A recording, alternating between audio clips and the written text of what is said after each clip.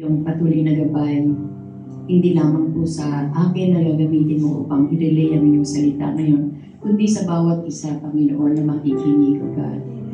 Ito po ang aming dalangin, Panginoon, na sa aming pagdinig ng iyong mensahe ngayong umaga, dalangin namin na patuloy na gamitin mo upang kami babago na naaayon sa iyo, Panginoon. Kaya salamat, Ama, and we ask the Holy Spirit, Lord God, na mag-manifest sa aming kalagitnaan. Sabi ko nga, Lord, when 2 or 3 gathered in your name, you are in the midst, Panginoon. At saan mang lugar na ando ng presensya mo ay banal. So we declare, Father, that we are standing on holy ground, O God, na walang anumang gawa ng kalaban ang siyang magmamanifest dito, kundi ang presensya mo lang. Yes. Maraming salamat po, Ama. In Jesus' name. Amen. Thank you, Lord. Alam niyo po, kahit po ako sa sarili ko, nagtataka ako, and I believe na ang bawat isa din sa atin na alam natin kung gaano kabuti ng Panginoon. Amen? Ang Panginoon ba mabuti lang sa isang araw? No. Di ba, lagi pag sinabi ng... Every seconds. Oo. Di ba, pagka andito yung sa harap, pag sinabing God is good, anong sinasabi natin? All the time. Pag sinabing all the time, God is good. so alam natin na napakabuti ng Panginoon, di ba? So alam natin na hindi lang talagang kung yung pagmamahal ng Panginoon. Ilang beses na natin na-experience, maraming momento na nangyari sa ating buhay. At tunay nga na na-encounter natin ang kanyang presensya, ang kanyang kabutihan, ang kanyang pagmamahal, at ang kanyang lakas, di ba? Minsan pagka nangihina tayo at pagka lumapit tayo sa Panginoon, palalakasin tayo. Hindi lang yun, mapupuno tayo ng joy because His strength is our joy. Amen. The joy of the Lord is our strength. Amen. O, nag-amen kayo kagad. Hindi sinabi ko eh. Gising na po ba tayo? Amen. Sabi ko, the strength of the Lord is our joy. Amen! The joy of the Lord is our strength. Amen. Praise the Lord. Tunay nga na itong kabutihan, ang kabutihan ng Panginoon, ng pagmamahal, hindi lamang sa atin nangyayari yun. Hindi lang tayo ang nakaka-experience, kundi yung mga tao na nasa paligid natin, especially yung mga mahal natin sa buhay. Amen? Yung mga taong alam natin na nakagawa ng mabuti, nakatulong sa bawat isa sa atin. Kasi kahit hindi man sila nandyan, patuloy natin ipinapanalangin sila. At tunay nga na even they're miles away from us, na-experience nila ang kabutihan at pagmamahal at ang kalakasan ng ating Panginoon. Amen.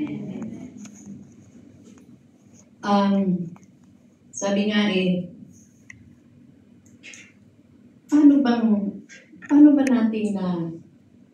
paano in-express ng Panginoon ang kanyang pagmamahal?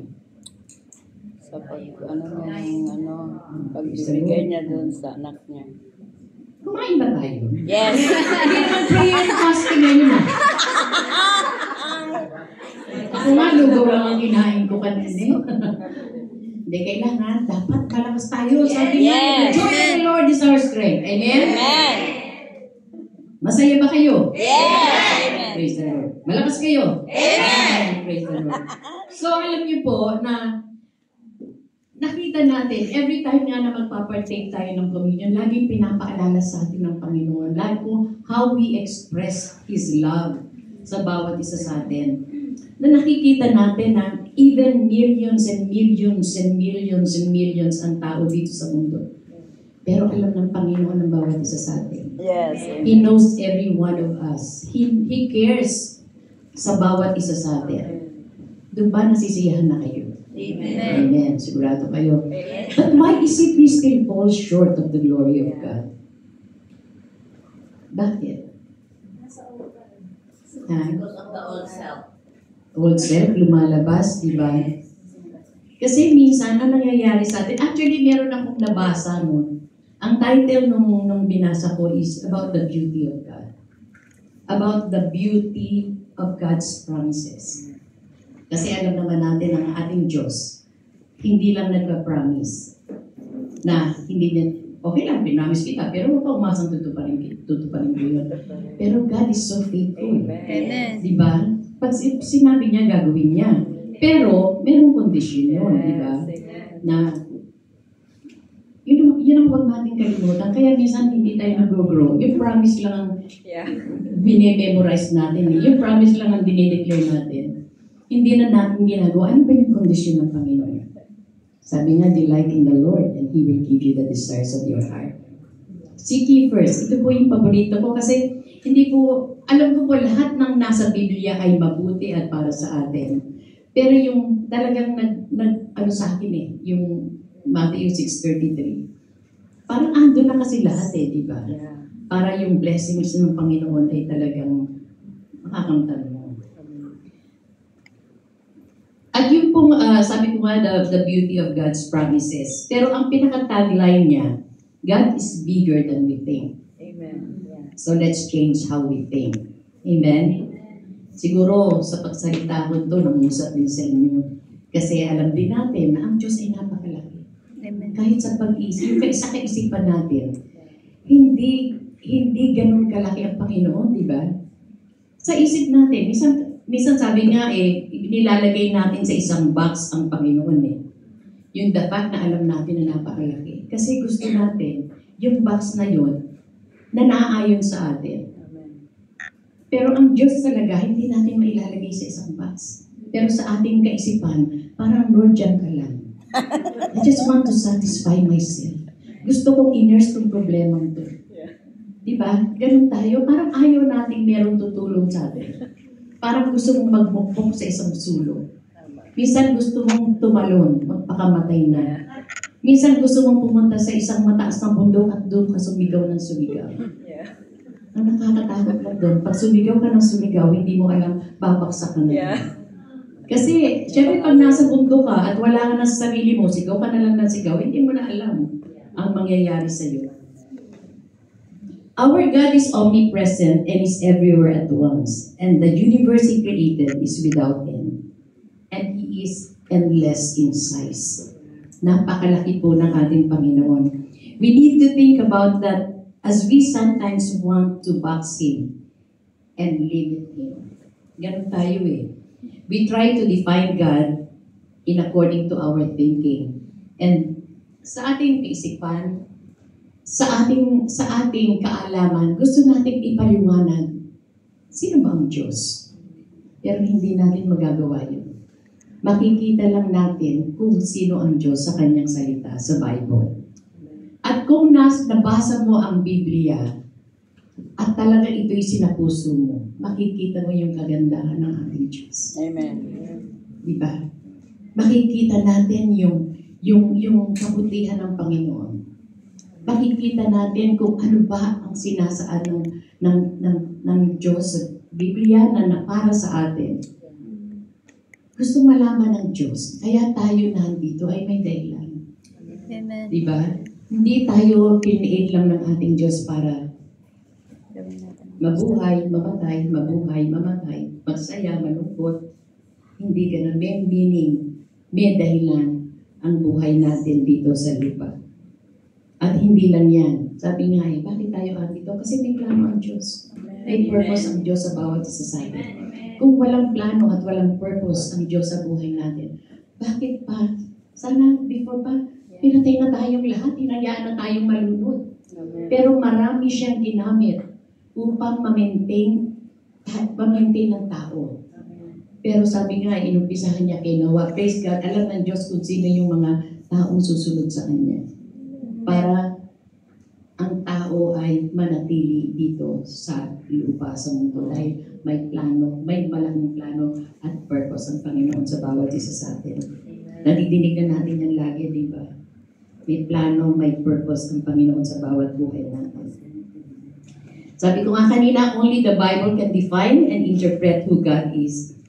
And as we read the Word of God, ito po yung sinabi ko, the Word of God, we will know Him as our Creator, our Sustainer, and the Ruler of the universe. God so loved every one of us that He gave His one and only Son for you, for me, for every one of us, for us to have an eternal life. Meron nga akong napakinggan din na isang messenger ng Panginoon na laging sinasabi, dapat pagka ang pastor, pagka nag-preach, dapat malaman ng mga tao na kapag hindi sila tumanggap sa Panginoon, pag wala silang buhay ng Panginoon, sa hell sila pupunta. Yun ang sinasabi. Sabi nga ang laging sinasabi ay is about prosperity, prosperity, prosperity. Dapat po balanse. Baka naman kada laging mag-preach ka, puro hell, hell, hell. Hindi mo na masasabi, ano ba ang magandang makikita natin sa Diyos. Of course, syempre, yung salvation. Yun ang talagang para hindi tayo mapunta. Dapat naman, pag nag-preach ka, hindi naman puro mga nakakatakot ang i-preach mo. Diba? I-preach mo din kung ano yun bago ka pumunta sa hell o bago ka pumunta sa heaven. Diba? Kaya, dapat balanse lang po tayo bilang Kristiyano. God so loved that He gave His only Son para tayo magkaroon ng eternal life. Abundance of love, peace, and joy. It's meant to be given all our faith and trust. Ang Diyos po ay sinadya talaga na bigyan, na dapat natin yung bigyan natin na, yung manampalataya tayo. Kasi alam naman natin na ang Diyos lahat ang kasagutan, di ba? Siya lang ang makapangyarihan sa lahat. Sabi nga kahit nandito tayo, nakatayo tayo dito sa bundok, na punong-puno ng pag-aalinlangan, punong-puno ng pagdududa, punong-puno ng walang kasiguraduhan. Pero yung nga po, nararapat lang na bigyan na magtiwala tayo sa Panginoon. Hindi natin mababago ang mundo. Dapat tayo ang mabago. Amen. Bilang magkaroon tayo ng yung strong faith sa Panginoon. Na magtiwala tayo sa ating Diyos. Sabi nga kanina, how big, God is bigger than what we think. So let's change how we think. Meron lang pong isang, I believe nabasa nyo na to, na isang mag-ama, naglalakad sila. Nagtanong yung anak, Daddy, ganun kalaki yung aeroplano. Sabi ng tatay, malaki, tingnan mo. So, kasi tama-tama kayo lumilipad na aeroplano. Ginano ng bata, parang ganun lang yung size ng Amerikano, nung aeroplano. Ang Amerikano kasi marami makakakita tayo maraming Amerikano sumakay muna tayo ng aeroplano. So, ganyan lang nakita. Sabi niya, Daddy, ang liit-liit naman eh. Hindi, napakalaki ng aeroplano. So, gusto kong makita. Pumunta sila sa isang lugar na maraming aeroplano. Airport ngayon, tama ka, Sister Marlene. Ngayon, nakita ng bata, ay, ang laki pala. Ang laki-laki pala ng aeroplano. Sabi ng ama, ganyan tayo kahit sa ating Diyos. Pagka tayo malapit sa Diyos, kitang-kita mo na ikaw ay talagang pumapa sa ilalim sa kapangyarihan ng Diyos. Makikita mong napakalaki niya. Pero kung ikaw, andong ka, nasusunod ang gusto mo, hindi mo talagang malayo ka sa Diyos. Kaya sa tingin mo, ang Diyos ay napakaliit. Para bang dumating ang mga problema sa iyo, walang magagawa ang Diyos. Ang liit lang eh, ikaw nga ganyan eh. Tapos ang Diyos ganyan. Ganun tayo talaga. Kapag tayo ay talagang andun sa presensya ng Panginoon, nararamdaman natin yung kalakihan ng Panginoon. Amen. Amen. So, pag tayo naman ay lumalayo at sinusolo natin ang buhay natin, gusto natin mag-isa, talagang wala kang makikitang presensya ng Diyos. Tapos sabi niya, He's meant to change our thinking. Talagang andyan ang Diyos para palitan ng ating kaisipan. For a long time, we tried to label Him. Diba? Ganun tayo eh. Minsan dumarating yung pagkakataon na, lalo na kapag may mga bagay na gusto natin intindihin. Gusto natin ang Diyos ganito. Para yung gusto nating pag-iintindi sa isang bagay, yun ang maintindihan natin. Tuhan niyo ba? Naintindihan niyo ba? Yes. Kaya nga, dapat ipalitan natin yung pananaw natin tungkol sa Diyos. Let us learn to see beyond our humanness. Yun nga sinasabi ko kanina, lagi nating minemeasure ang Diyos sa pamamagitan ng pagkatao natin. dapat beyond our pagkatao, lampas ng ating pagkatao para makikita natin ang kalakihan ng ating Diyos. Amen. The glory of God means everything He is and everything He has. All of His wisdom, power, majesty, wealth, strength, authority, excellence, holiness, that is His glory. Amen. At sino ang fullest expression of God's glory? Amen. Kung dalawa lang ang nakakaalam. Sino yung fullest expression ng ating Panginoon? Jesus! Praise the Lord. Lahat na. Nagising na. Sama-sama po tayo dito. Tayo po ay, isang katawan ng Panginoon dito. Na-amaze lang po. Na-amaze. Amen. Dapat ka pag gabi, di ba? Di ba pagka ganun naman ang reaksyon, dapat may buhay tayo. Amen. Huwag yung patay pa. Mga lobat ni. Mga lobat ba? Mga lobat. Kaya nga. Sa church. He is God's very person and presence. His character and nature in flesh and blood. And John tells us the Word became flesh and dwelt among us, and we have seen His glory as of the only Son from the Father, full of grace and truth. And we can see that in John 1 verse 14. God is bigger than we think. Amen. Praise the Lord. He is bigger than the obstacles, mga balakid na hinaharap natin. The pain we experience. The love we lost. The heart we feel. Amen. The illness we encounter. Amen. He is bigger than sin. Amen. Praise the Lord. Hallelujah. Ulitin ko, baka hindi nyo nadinig. He is bigger than the love we lost. Yung mga pag-ibig na nawala sa atin, yung mga may mga boyfriends dyan, yung mga may asawa na tinali, sumakay bilang sumakay bilang bahay, yung mga asa-asawa, mas malaki doon ang Panginoon. Huwag tayong punta sa isang sulok o gumawa ng mga hindi mabuti na ikasisira natin. Amen. Tayo sa Panginoon dahil siya ay napakataas. Amen. He is bigger than the sin. Nasa isip ko, mas malaki siya sa akin. Nung unang basa ko, mas malaki siya sa kasalanan. Para bang ang naiintindihan ko noon, mas malaki kasalanan ni Lord. Noon yun. Ngayon, ibig ko sabihin, kayang patawarin ng Diyos ang kasalanan mo. Amen. He is bigger than the sin. Ito nga sabi nga, lumapit ka lang sa Kanya. Sabi nga nawawala ako. Sa 1 John 1:9-10, He is so faithful to forgive us, to cleanse us from our unrighteousness. He is so faithful and just. At alam nyo, hindi natin maitatago ang kasalanan natin. Kasi pagka may buhay ka ng Panginoon, hindi mo maitatago kasi ang Amen. Diyos natin ay banal. Amen. Ang Diyos natin ay nasa atin. Amen. So yung God's holiness exposes your sin and leads you to repentance. Yeah. Amen. Kasi minsan akala natin parang may makakapagtago tayo. No. Yeah. Hindi tayo makakapagtago kay Lord. Makakapagtago tayo sa tao. Pero sa Panginoon, hindi tayo makakapagtago. Amen. At yung banal na buhay na nasa atin, yun ang mag-uudyok sa atin na humingi ka ng tawad. Diba? Kung minsan malakas pa rin yung flesh natin. Kung minsan parang ayaw mo, yung pride mo, ayaw mong ibigay, ayaw mong itapon. Pero God is, greater is He who is in us than who is in this world. Sino pa ba ang mas malakas sa Panginoon? Wala na. Siya lang, di ba?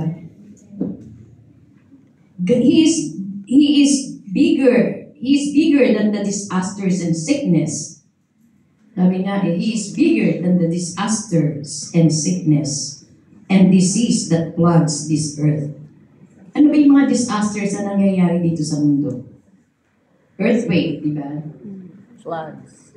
Yeah, floods. Ano pa? Wars. Baha, di ba? Ha? Floods na nga. Sinabi na ba yun? Hindi ka didinig. Kaya nga minsan tayo, konting ulan lang, wala na. Nabibigilan na tayo sa pagpunta sa church. Diba? Gusto natin bumaha muna bago ka. Diba? Ganon. Pag kayo mga tao, kaya maraming namamatay eh. Mga ulan lang, hangin, hindi pa umaalis. Pag bumaha na, ay ngayon na sila sa baha.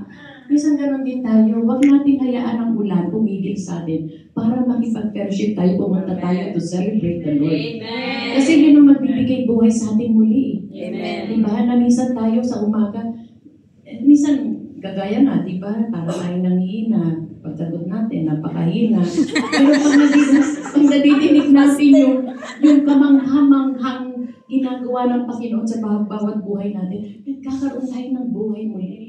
Amen. Amen? Diba? Kaya umulan man, bumagyo man, hindi lang dahil gusto nyo makatakas sa employer nyo, ha?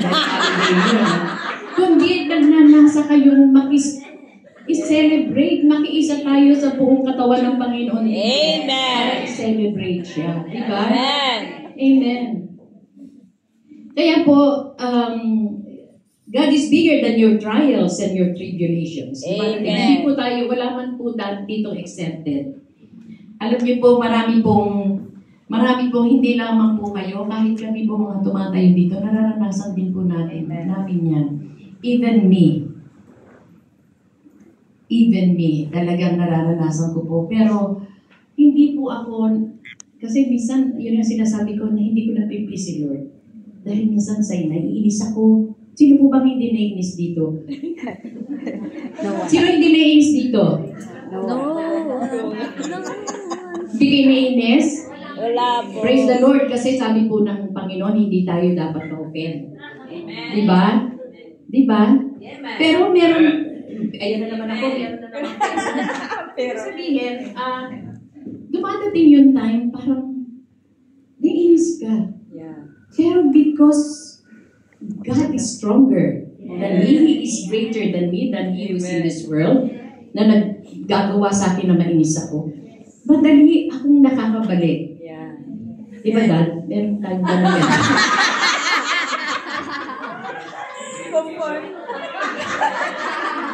Hindi, meron time talaga. Pero ako minsan, kasi meron time na nainis ka, pero ang Panginoon lagi yan. Hindi, sa totoo lang. I just want to be honest. Nainis ako meron time, pero ang Panginoon, ang sabi ko, Lord, forgive me, Lord, forgive me. Pero hindi ka pa rin umaalis ng sitwasyon na yun.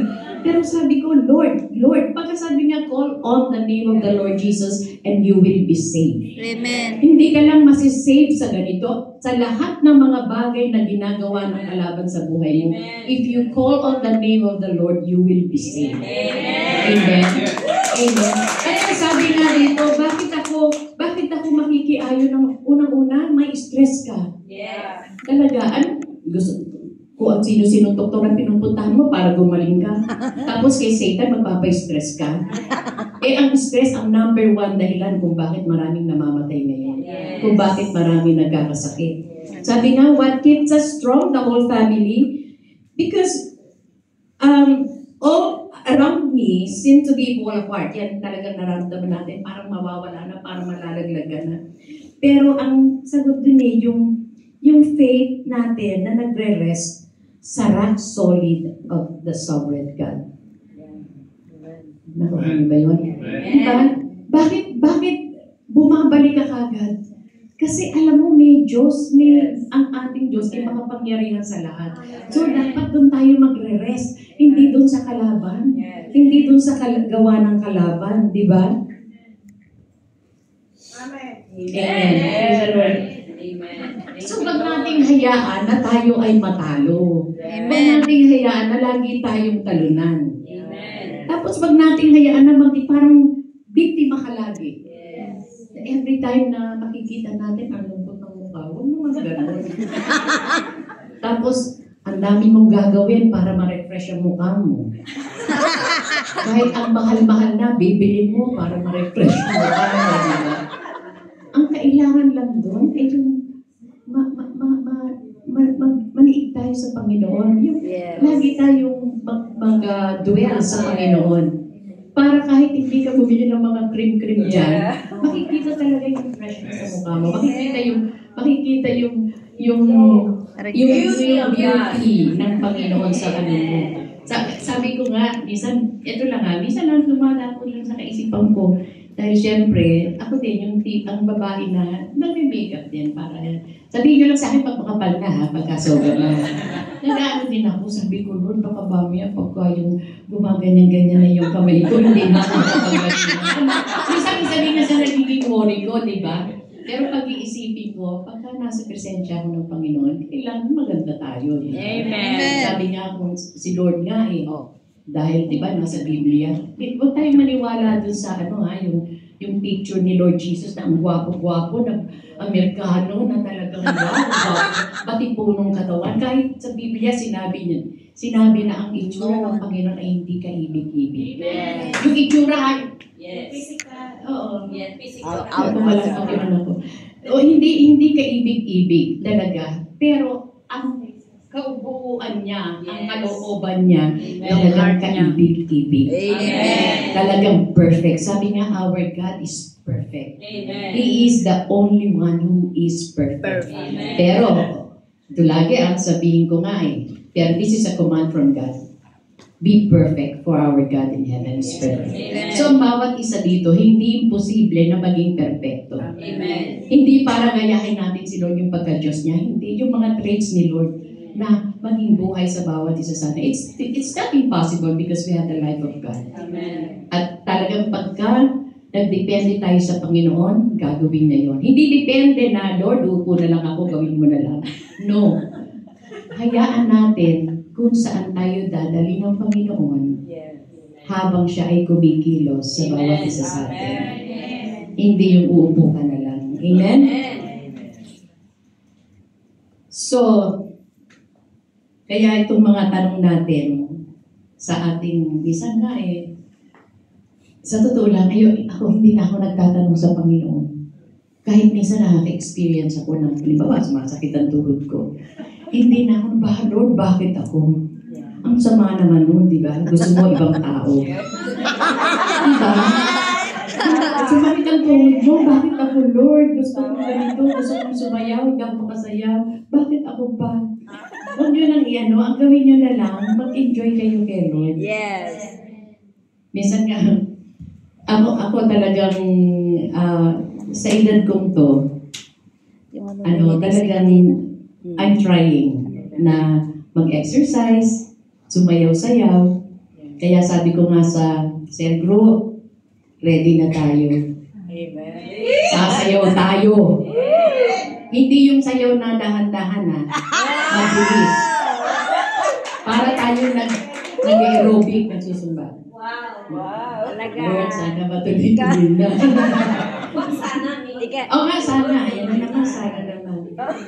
So, yan nga, why don't we allow our God, who is beyond all things, to show us where to go and who to become? Yes. Amen. So, kung dumadating tayo sa mga problema, hayaan natin ang Panginoon na ibigay natin sa kasi we cannot do anything. Yes. Talagang tayo mga tao ay may hangganan lang.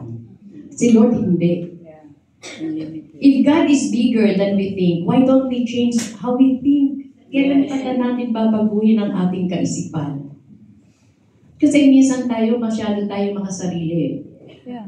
Diba? So let us release every selfish expectation, every preconceived notion or doubt, and rediscover the incredibleness of our Father God, who loves us so much. So kung ano man yung kinalakihan natin, kung ano man yung mga bagay-bagay na pinagdududahan natin, itapon na natin yun para ma-discover natin muli ang kamanghamanghang ginagawa ng Panginoon sa ating buhay. Amen? Amen. So let's always remember that our God is good. Amen. That our God is bigger than the devil. He Yes. is bigger than any opposition that might come your way. Amen. So, kung meron man kayong hinaharap na problema ngayon, na nag-aalala kayo dahil sa may nagluto hininga dito. Dinig na dinig ko. So ano man yung mga problemang dumarating sa ating buhay na dahilan hindi nakakatulog. Ako minsan, pag nagising ako sa madaling araw, hirap na akong makatulog. Pero hindi naman sa problema. Ewan ko lang ba? Siguro, kailangan tumayo ka na, manalangin ka, i-meditate mo si Lord, yung gano'n. Hindi yung problema. Tapos, there is no one and nothing that can compare to your God. At walang problemang makakamatch sa ating Diyos. Amen. Amen? So meditate on the truth. He is larger than life. And He makes life better. You might be, di ba, pagka dumadating yung mga problema o mga taong mga hindi natin gusto, nai-intimidate tayo. Once na nai-intimidate ka, wala na.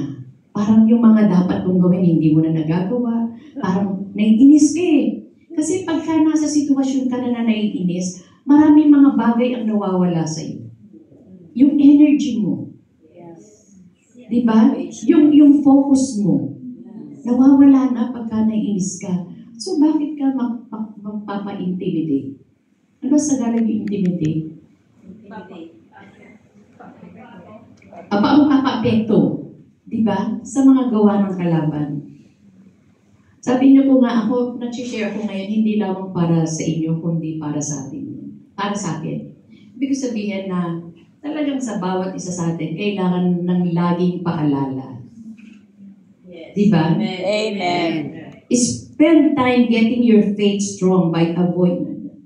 Parang avoiding the giant. Kasi pag sinabing ina-avoid mo, hindi eh. Sabi nga, don't ignore the giant.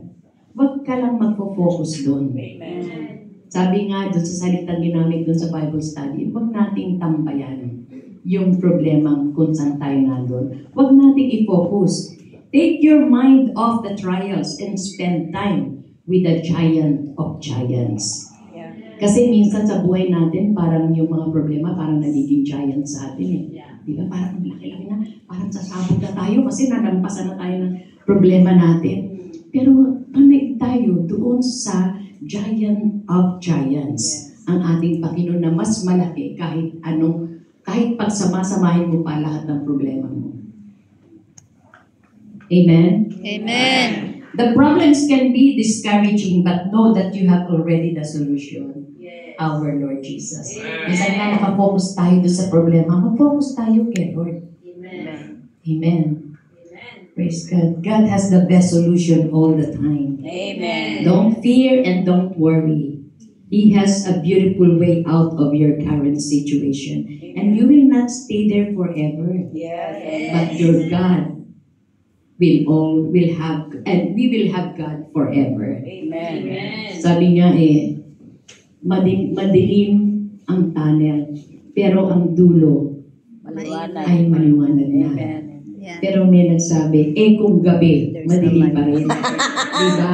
Pero, ang Diyos natin, He is the light of the world. Amen. Kaya pagka nalampasan natin yun, yung liwanag ng Panginoon ang siya magniningning sa bawat isa sa atin. Amen? Amen.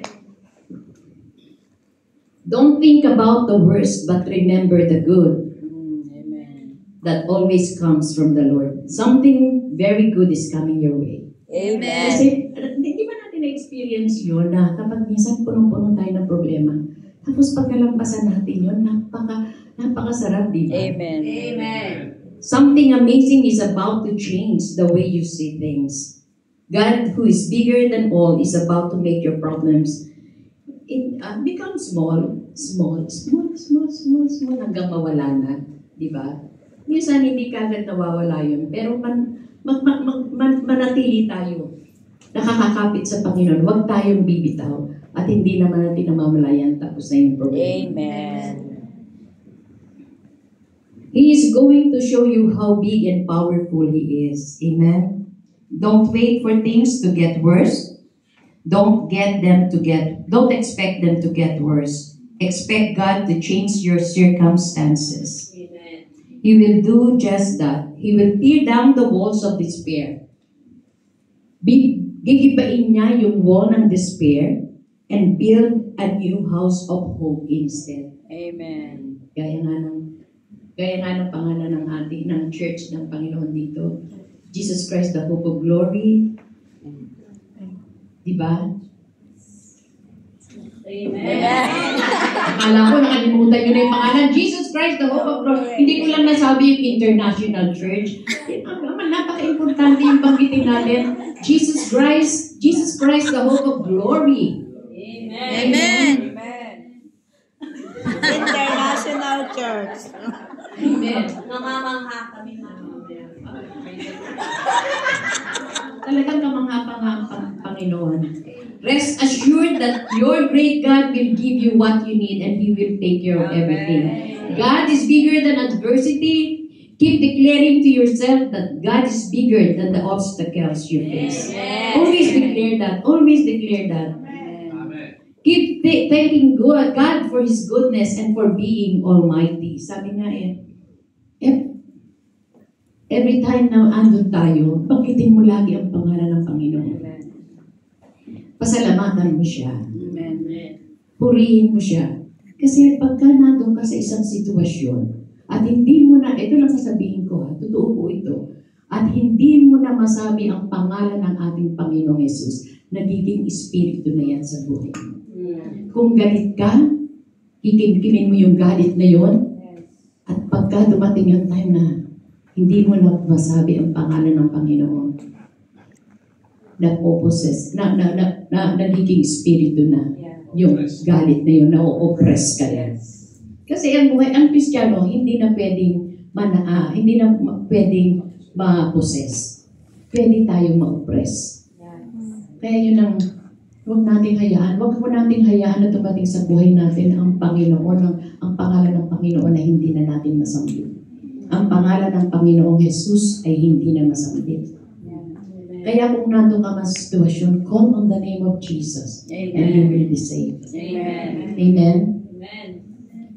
Sabi sa Psalm 46, 1-5, ito yung kinakanta natin, God is our refuge and God is our strength. Nawawala na ako sa tono. A very present help in trouble. Therefore we will not fear, though the earth be removed, and though the mountains be carried unto the midst of the sea. Though the waters thereof roar and be troubled, though the mountains shake with the swelling thereof, there is a river, the streams whereof shall make glad the city of God, the holy place of the tabernacles of the Most High. God is in the midst of her. She shall not be moved, and God shall help her, and that right early. So, ito pa may mamagitin pa ako dito. Di ba alam natin na God steers the seas. God calms the storms. Amen? Amen. God parts the ocean. Yeah. Saan ka pa? Mm. Di ba? Ang dami ng ginawa ng Panginoon. Ang dami ng ginawa ng Diyos na kamangha-mangha. Di ba? Saan pa tayo? Amen. Hallelujah. Ano yung mga problema natin? Kahit pagsama-samahin nyo yan. Huwag lang natin pakinggan to, hayaan natin maging buhay sa atin. Amen. Namanampalataya tayo sa ating Panginoon. Magtiwala tayo. And God will do the rest. Amen. Amen?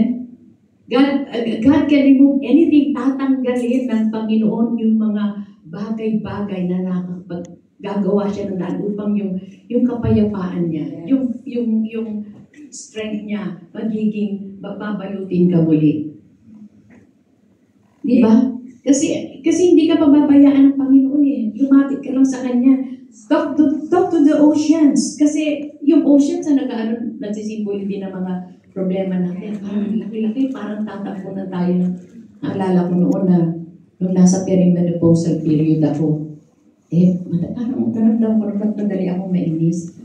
Kaya sabi ni Tito Morgan ni Pastor Morgan na, halika, tasya muna tayo, punta kami sa sa park, doon nato pa kami sa Riviera Gardens. Parang naramdaman ko yung dagat doon.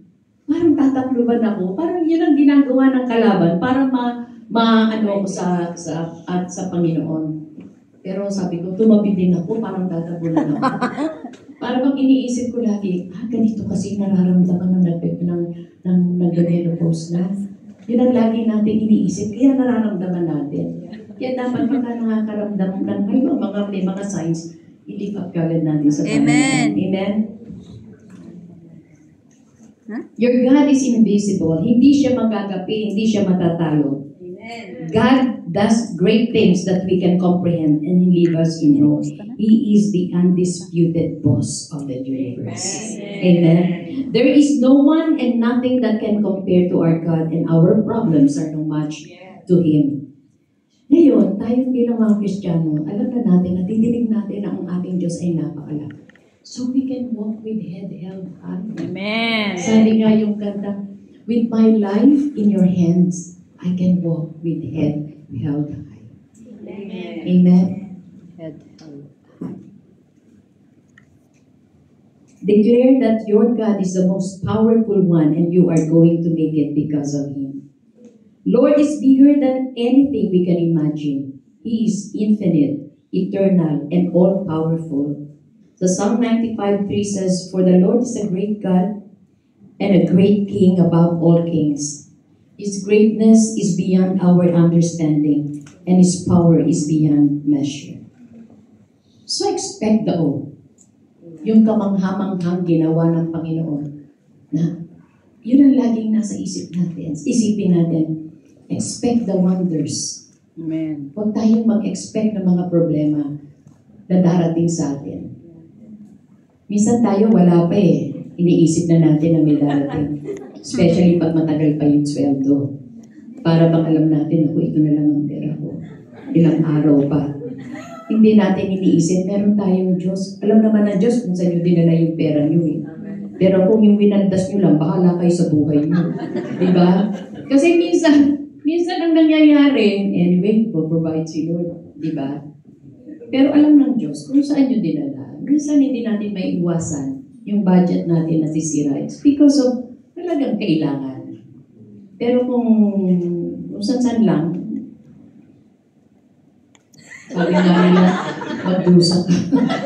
Hindi ano lang yun. Sabi ng iba, hindi sinabi ni Lord yun. Pero kahit sabi nga gano'n, kahit lumapit ka sa kanya, kahit gano'n ang ginawa mo, lumapit ka, humingi ka ng sorry. Lord is our God is so merciful. Amen. Diba? God is bigger than your problems and the truth. And that is the truth. Hindi lang noon. Hindi lang ngayon. This is the same yesterday, today, and forever. Amen. So you are forever blessed. We are forever blessed. Amen. So manatili tayo sa paanan ng Panginoon, sa pamamaraan ng Panginoon. Manatili tayo sa pananampalataya sa Kanya. Amen. At huwag tayong bibitaw ano man ang dumating. Kapit lang tayo kay Lord. Amen. Kapit lang. Yun ang importante. Amen. Kapit tayo. Kapit. Huwag bibitaw. Kapit lang kay Lord. Amen. Amen. At huwag natin kalilimutan, kaligtaan. Sabi nga, napaka-importante yung makipag-fellowship sa bawat nananampalataya. Amen? Amen. So, may God bless you all and protect you. And always remember kung gaano tayo kamahal ng Panginoon. Pagmamahal na hindi nagbabago kahit kailan. Amen. Ang pangako ng Panginoon, hindi tayo iiwanan, hindi tayo pababayaan. Amen. Praise the Lord. Hallelujah. Thank you so much, Panginoon, sa Lord God, sa kabutihan mo, sa pagmamahal mo, Panginoon Jesus. Dalahin ko nga, Lord, na patuloy kaming manampalataya sa inyo, patuloy kaming magtiwala sa inyo dahil ano man ang dapat dumating sa aming buhay. Problema man ito, Panginoon, o kasiyahan, patuloy po kami magpasalamat sa inyo dahil andyan ka lagi, Lord God. Our God never leave us nor forsake us. Amen. Father, we thank you. We thank you. We thank you. In Jesus' name. Amen.